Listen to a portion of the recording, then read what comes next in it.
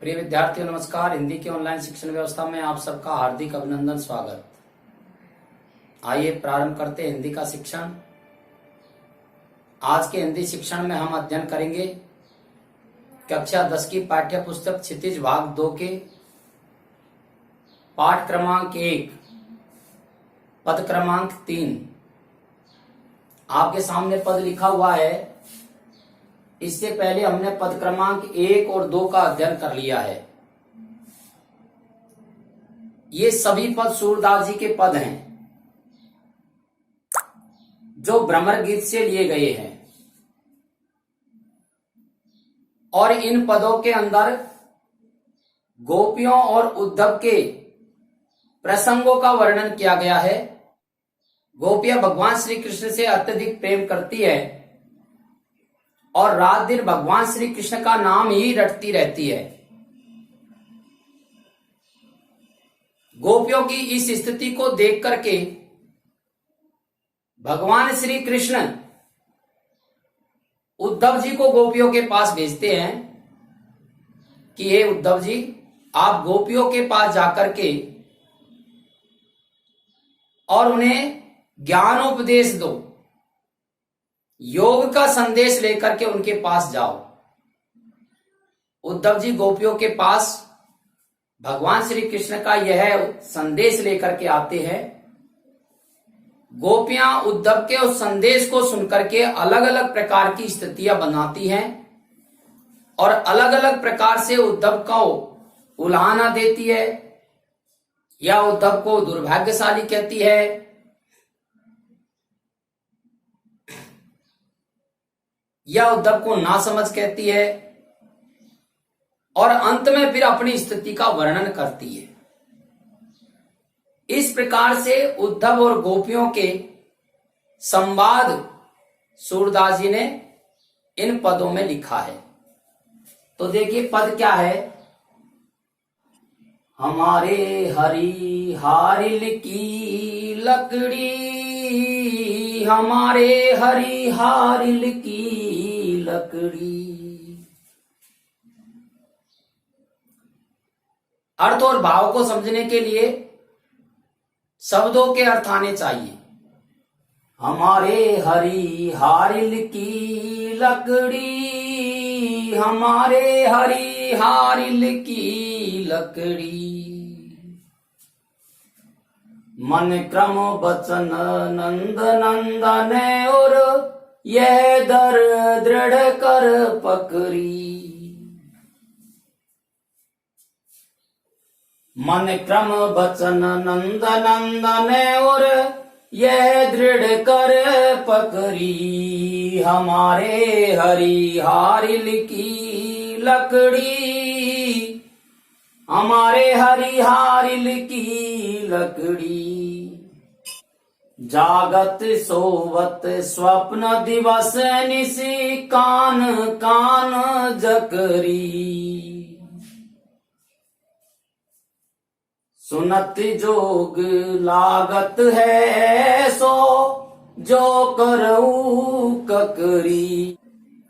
सूतो व्याधि हमको ले आए देख सुनी न करी। यह तो सूरत नहीं ले सौंपो जिनके मन चकरी।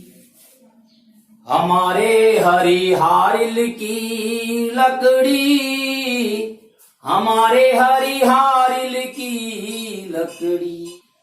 इस पद में गोपियां उद्धव को और यह बात समझाना चाहती हैं कि उद्धव, आप हमें जो ज्ञान का उपदेश दे रहे हैं, हमें जो समझाने का प्रयत्न कर रहे हैं कि आप भगवान श्री कृष्ण को भूल जाओ, उनके प्रेम को भूल जाओ और यह ज्ञान का उपदेश आप ग्रहण करो, ये आपका जो प्रयत्न है ये व्यर्थ है। आप बेकार में इस प्रकार का प्रयत्न कर रहे हैं, क्योंकि हमारे मन की स्थिति अलग प्रकार की बनी हुई है। हमारा मन किस प्रकार का है। हमारे हरि हारिल की लकड़ी, हमारे जो कृष्ण हैं वो हारिल की लकड़ी के समान हैं। मन क्रम बचन नंद नंदन और ये दृढ़ करे पकड़ी। मन से, कर्म से और वचन से नंद नंदन, नंद के पुत्र श्री कृष्ण को उर्मानी हृदय में दृढ़ करी यानी कस करके पकड़ रखा है। जागत सोवत स्वप्न दिवस निसी कान कान जकरी। जागते सोते, स्वप्न में, दिन में, रात में, काना काना जकरी मानी रटता रहता है। ये हमारा जो मन है ये जागते सोते, स्वप्न में, दिन में, रात में कृष्ण कृष्ण इस प्रकार से रटता रहता है। सुनत जोगे लागत है सो जो करऊं ककरी। ये आप जो योग का संदेश लेकर के आए हैं, ज्ञान का संदेश लेकर के आए हैं, इसको सुनकर के हमें कैसा लगता है? जैसे कड़वी ककड़ी हो। सो तो व्याध हमको ले आए देखी सुनी न करी। हे उद्धव, आप हमारे लिए ये क्या रोग लेकर के आए हैं? व्याधि मानी रोग। देखी सुनी न करी। इस रोग को न तो आज तक हमने देखा है, न सुना है और न इसका हमने कभी अनुभव किया है। यह तो सूरति नहीं ले सो तो जिनके मन चकरी। गोपियां कहती हैं कि ये उद्धव, ये जो ज्ञान का संदेश हमारे लिए आप लेकर के आए हैं, यह उन लोगों को ले जाकर के सौंपो जिनका मन चक्री मानी चंचल है। इस प्रकार से गोपियां उद्धव को यह समझाना चाहती हैं कि हमारा जो मन है वो भगवान श्री कृष्ण को छोड़ करके अन्यत्र लगता ही नहीं है। इसलिए आप हमें जो ये ज्ञान का संदेश दे रहे हैं, उपदेश दे रहे हैं, यह आपका काम व्यर्थ है। अब इसके कुछ कठिन शब्द देखते हैं। हरि मानी श्री कृष्ण। हारिल यानी हारिल नाम का एक पक्षी है। इस पक्षी की विशेषता क्या है? यह लकड़ी को पंजों में जकड़ करके रखता है। हारिल नाम का जो पक्षी है यह लकड़ी को अपने पंजों में जकड़ करके रखता है। कर्म यानी कर्म। नंद नंदन यानी नंद का पुत्र अर्थात श्री कृष्ण।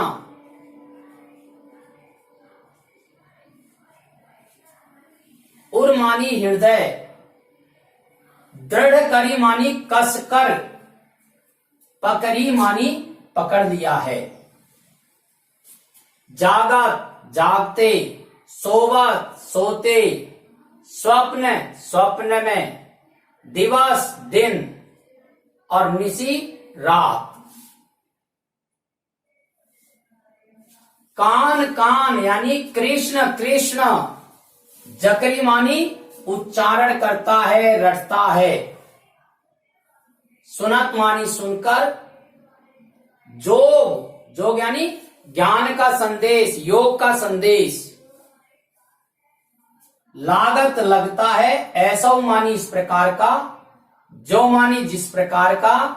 करऊ मानी कड़वी और ककड़ी एक फल का नाम है, ककड़ी। सूतो व्याधि। व्याधि मानी रोग। हमको ले आए। देखी देखा, सुनी सुनना, करी अनुभव।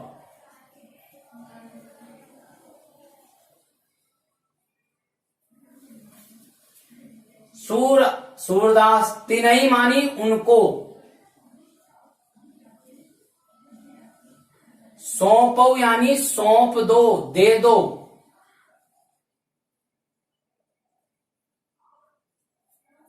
चक्री मानी चलायमान, स्थिर न होना। गोपियां कहती है कि ये उद्धव हमारे श्री कृष्ण हमारे लिए हारिल की भांति है। जिस प्रकार से हारिल पक्षी लकड़ी को अपने पंजों से पकड़ करके रखता है, इसी प्रकार से हमारे मन ने भगवान श्री कृष्ण को पकड़ करके रखा है। मन क्रम वचन नंद नंदन, मन से, वचन से, कर्म से नंद के पुत्र भगवान श्री कृष्ण को उर्मानी हृदय में दृढ़ कर पकड़ी, कस करके पकड़ रखा है। जिस प्रकार से हारिल पक्षी लकड़ी को कस करके पकड़ के रखता है, उसी प्रकार से हमारे मन ने भगवान श्री कृष्ण को दृढ़ करी मानी कस करके पकड़ी, अर्थात पकड़ रखा है। जागत सोवत स्वप्न दिवस नीति, जागते सोते स्वप्न में भी, दिन में भी और रात में भी कृष्ण कृष्ण इस प्रकार से निरंतर लगातार भगवान श्री कृष्ण का नाम यह मन रटता रहता है। सुनत जोग लागत है ऐसो, गोपियां कहती हैं हे उद्धव, आप ये जो ज्ञान का संदेश लेकर के आए हैं, योग का संदेश लेकर के आए हैं, ये हमारे हृदय को, हमारे मन को किस प्रकार का लगता है? इसको सुनकर के हमारे मन को क्या अनुभव होता है? जिस प्रकार से कोई व्यक्ति कड़वी ककड़ी को खा लेता है, कड़वी ककड़ी को खाने के बाद उसका पूरा मन कड़वा हो जाता है, उसी प्रकार से आपके इस योग संदेश को सुनकर के हमारे मन की यह स्थिति होती है जैसे हमने कड़वी ककड़ी को खा लिया है। सूतो ब्याल हमको ले आई, हे उद्धव, आप हमारे लिए क्या रोग लेकर के आए हैं? गोपियों ने इस ज्ञान संदेश को, इस योग संदेश को रोग बताया है कि उद्धव, आप हमारे लिए ये क्या रोग लेकर के आए हैं? इस रोग के बारे में न तो आज तक हमने देखा है, न सुना है, और न इस रोग का हमने आज तक अनुभव किया है। यह अलग ही प्रकार का रोग हमारे लिए लेकर के आप आए हैं। इस प्रकार से गोपियों ने इस ज्ञान संदेश को रोग की उपमा दी है कि ये रोग है हमारे लिए। यह तो सूर तिन्हि ले सौंपो। सूरदास जी कहते हैं कि गोपियां उद्धव को कहती हैं कि ये उद्धव, ये जो ज्ञान आप लेकर के आए हैं, योग का संदेश जो आप लेकर के आए हैं, यह तो उन लोगों को सौंप दो, उन लोगों को दे दो जिनके मन चक्री, जिनका मन चलायमान है। हमारा मन तो हारिल पक्षी हो रहा है, हमारा मन तो हारिल पक्षी हो रहा है। जिस प्रकार से हारिल पक्षी लकड़ी को जकड़ करके रखता है, पकड़ करके रखता है, उसको छोड़ता नहीं है, इसी प्रकार से हमारा मन रूपी हारिल पक्षी इस कृष्ण रूपी लकड़ी को छोड़ता नहीं है। यह संदेश तो उन लोगों को जाकर दीजिए जिनका मन चलायमान है, अस्थिर है। हमारा मन तो स्थिर है, यह भगवान श्री कृष्ण को ही लगा हुआ है। इस प्रकार से गोपियां उद्धव को और अपने मन की स्थिति के बारे में समझाती हैं। अब परीक्षाओं की दृष्टि से एक तो इस पद के कुछ प्रमुख शब्द और उनके अर्थ हमको आने चाहिए। दूसरा, ये जो पद हमको दिया गया है, इस पद का प्रसंग हमको आना चाहिए। और तीसरा, इस पद की व्याख्या या भावार्थ ये हमको आना चाहिए। तो यहां आप देख रहे हैं शब्दार्थ आपको लिख करके समझाए गए हैं, वाक्य आपको बोल करके सुनाई गई है। प्रसंग की यदि हम बात करते हैं तो प्रस्तुत पद पंक्तियां हमारी हिंदी की पाठ्य पुस्तक क्षितिज भाग 2 के सूरदास रचित पाठ से भ्रमर गीत से जो लिया गया है वहां से अवतरित है। और इन पंक्तियों में गोपियों के द्वारा उद्धव को समझाने का प्रयत्न किया गया है कि ये उद्धव, आप हमें जो ज्ञान का संदेश देना चाहते हैं यह प्रयत्न आपका व्यर्थ है। इस प्रकार से हम प्रसंग लिख सकते हैं और उसके बाद में व्याख्या, जिसमें अर्थ और भावार्थ दोनों बातें लिखनी है, और उसके बाद में विशेष। इस प्रकार प्रत्येक पद के 4 चरण हमको समझ में आने चाहिए। व्याख्या की हम बात करते तो वापस से समझ लीजिए। हे उद्धव, हमारा जो मन है ये श्री कृष्ण है, इसको हमारे मन ने हारिल पक्षी की भांति कसकर पकड़ रखा है। मन, कर्म और वचन से नंद के पुत्र श्री कृष्ण को हृदय में कसकर पकड़ रखा है, अर्थात यह कृष्ण को छोड़ना नहीं चाहता है। जिस प्रकार से हारिल पक्षी लकड़ी को नहीं छोड़ना चाहता है, उसी प्रकार से हमारा मन भगवान श्री कृष्ण को छोड़ करके अन्यत्र नहीं जाता है। जागते सोते, सपने में, दिन में, रात में यह कृष्ण कृष्ण ही रटता रहता है। आपका जो योग संदेश है इसको सुनकर हमारी स्थिति ऐसी हो जाती है जैसे किसी व्यक्ति ने कड़वी ककड़ी को खा लिया है। ये जो आप योग का संदेश लेकर के आए हैं, ये रोग इस प्रकार का रोग है जिसके बारे में न तो आज तक हमने देखा है, न सुना है, न अनुभव किया है। सूरदास जी कहते हैं कि गोपियां उद्धव को कहती हैं कि ये जो ज्ञान का संदेश आप लेकर के आए हैं, यह संदेश हमारे कोई काम का नहीं है। इस संदेश को आप उन लोगों को ले जाकर के दीजिए जिन लोगों का मन चलायमान है, अस्थिर है। हमारा मन तो भगवान श्री कृष्ण को उसी भांति से पकड़ करके रखता है जिस प्रकार से हारिल पक्षी लकड़ी को पकड़ करके रखता है। इस यहाँ पर गोपियों का जो मन है वो हारिल पक्षी है और भगवान श्री कृष्ण है वह लकड़ी है। मन रूपी हारिल पक्षी ने कृष्ण रूपी लकड़ी को जकड़ करके पकड़ लिया है, यह इसको छोड़ना नहीं चाहता है। इसलिए आप द्वारा हमें ज्ञान संदेश देने का जो प्रयत्न किया जा रहा है यह व्यर्थ है। विशेष की बात करते हैं तो तीसरा रूपक अलंकार का प्रयोग हुआ है, कठिन शब्दों का प्रयोग हुआ है और इसकी जो भाषा है वह ब्रिज भाषा है। इस प्रकार से हम इसका विशेष लिख सकते हैं। अब समझने की दृष्टि से आप इसका स्क्रीनशॉट ले लीजिए और याद करने की दृष्टि से कम 2 बार आप इसको सुन करके याद करें। यदि आपने सब्सक्राइब नहीं किया है तो इसे सब्सक्राइब अवश्य करें। धन्यवाद।